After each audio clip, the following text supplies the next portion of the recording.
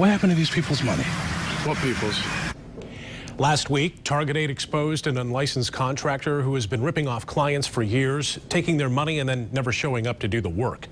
Since that investigation aired, we have heard from several more victims as the contractor continues his marketing online.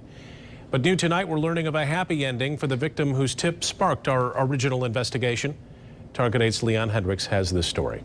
It didn't take long for them to realize it. They'd been had. No show after no show, they realized the $3,500 they gave to Jeffrey Scott Denelsoff II to get started on a siding job, well, it was a goner. They reached out to Target 8, and we learned that Jamie and Sarah McCauley were not alone. We found at least 4 other victims. Then the story aired, and even more people came forward claiming they'd had costly run-ins with Scott. We also learned that the state attorney general's office fielded a complaint against Scott's company. It was from a customer who said she paid Scott to do windows and services that were never delivered. The case, though, never went anywhere. Our story resonated with the folks at Eichenhout Building Suppliers in Grand Rapids. After seeing that Sarah and Jamie were stuck, still needed the work done, and didn't have the money to do it, they sprung into action. I presented the case after we saw your Target 8 investigation to our team, and right away everyone jumped on board.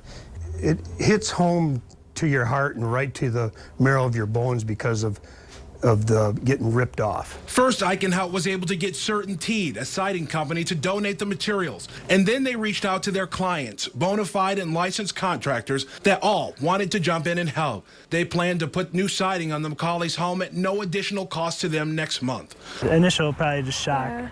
I started crying. Yeah. For our investigation, we confronted Denelsoff at his home. He promised that he'd be getting the McCauleys their money back. Everything's been returned. Okay. And we're ready to issue Have you them given them a check. their money back? We're ready. That's what I'm saying. We're ready to issue them a check. Well, they weren't surprised that it hasn't happened, but today they've seen the other side of a business too many times plagued by people like Scott, those who aim to deceive. It's like different ends of the spectrum.